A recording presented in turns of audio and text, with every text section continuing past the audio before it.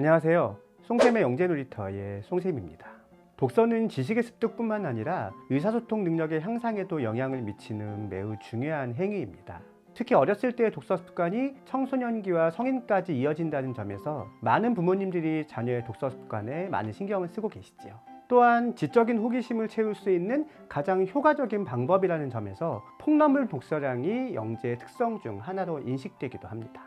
독서에 대한 전체적인 실태를 독서 성향이라 하는데요. 독서 성향을 파악하는 것은 독서 습관을 들이는 데 매우 중요한 요소입니다. 영재들의 독서 성향은 일반 아동과 다른 양상을 보이기도 하지요. 이에 이번 다이어리에서는 영재들의 독서 성향은 일반 아동과 어떻게 다른지에 대해 알아보도록 하겠습니다. 자, 그럼 오늘도 저와 함께 다이어리를 펼쳐보실까요?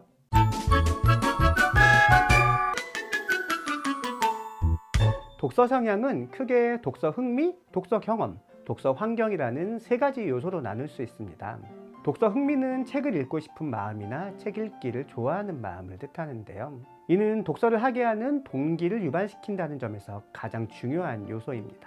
아동이 성장하고 발달함에 따라 선호하는 책의 종류도 달라지기 때문에 교사나 부모가 그에 맞는 책을 추천하는 것이 중요한데요. 보통 만 5세까지는 그림책 중심으로, 동화의 경우에는 창작 동화보다 전래 동화나 우화를 먼저 읽히는 것이 좋다고 합니다. 독서 경험은 독서의 효과를 높이기 위해 하는 독서 전중 후의 활동을 뜻합니다. 이 역시 연령이나 발달 단계에 영향을 받는데요. 책을 읽는 자세와 책을 다루는 태도와 같은 기초적인 독서 지도를 먼저 익힌 후 독서 활동을 하는 것이 좋습니다. 독서 환경은 책을 읽을 수 있도록 제공되는 물리적, 사회문화적 여건을 뜻하는데요. 물리적 여건에는 구비된 책의 종류나 양, 책을 읽을 곳의 색감이나 조명 같은 것이 포함됩니다. 반면에 사회문화적 여건에는 도서관 활용 빈도 및 정도, 부모의 독서 시간 관리 정도와 같은 것을 생각할 수 있죠. 그렇다면 영재와 일반 학생의 독서 성향은 어떻게 다를까요? 독서 흥미의 경우 영재는 일반 아동에 비해 책을 읽는 것에 대한 거부감이 낮아 비교적 이른 시기에 책을 접한다는 차이가 있습니다. 글을 읽지 못하는 어린 나이에도 그림책을 보는 것을 좋아하였다는 것인데요. 독서하면 글을 읽고 쓰는 것이 가능한 시점부터 시켜야 할 것 같지만 그보다 더 빨리 아이의 손에 책을 쥐어주어야 할 것으로 보입니다.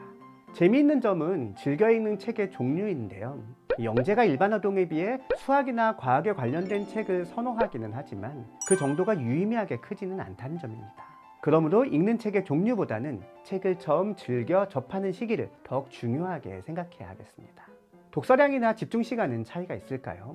영재와 일반 아동의 독서 집중시간을 비교한 여러 연구들에 따르면 영재라고 해서 독서의 집중시간이 일반 아동보다 크게 높지는 않다고 합니다. 두 집단 모두 독서 시간이 30분에서 1시간 이내일 때 가장 높은 집중률을 보였습니다. 그러므로 30분 정도의 독서 시간에 대한 습관이 잡힌다면 그 이후에 너무 무리해서 시간을 늘리는 것은 바람직하지 않겠습니다. 독서량도 두 집단이 거의 비슷한 양상을 보였습니다. 다만 거의 읽지 않는 학생의 비율에서는 일반 아동이 영재에 비해 2배가량 높은 결과를 보였다고 하네요. 독서 경험의 경우에는 두 집단에 좀 더 뚜렷한 차이가 있었는데요. 영재의 경우 독서 후 활동으로 책의 내용과 관련된 대화를 가장 많이 하는 반면 일반 아동의 경우에는 독서록 쓰기나 그림 그리기와 같은 활동을 가장 많이 하는 것으로 나타났습니다. 이는 영재들이 독서 후 활동으로 개인 활동보다는 타인과의 상호작용이 요구되는 활동을 선호한다는 것을 뜻하는데요.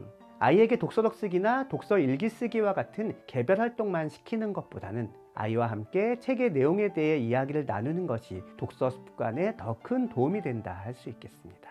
독서 환경의 경우에는 두 집단 간의 유의미한 차이는 없었습니다. 두 집단 모두 좋은 책 추천하기를 가장 중요한 방법으로 하고 있었는데요. 재미있는 점은 독서 활동에 대한 지원이 전혀 없는 부모의 경우 영재의 경우가 일반 아동에 비해 2배가량 낮게 나왔다는 점입니다. 아이의 독서 습관에 대한 부모의 관심과 지원이 영재와 일반 아동을 가르는 주요 요소가 될 수 있다는 셈이지요. 오늘은 영재와 일반 아동의 독서 성향 차이에 대해 알아보았습니다. 독서의 양이나 지속시간과 같은 요소보다는 독서를 즐겨 접한 시기나 상호작용에 중점을 둔 독후 활동들이 두 집단을 가른 요소라는 점을 상기하여 우리 아이의 독서 성향을 점검해 보면 좋을 듯 합니다. 지금까지 영재 다이어리의 송샘이었습니다.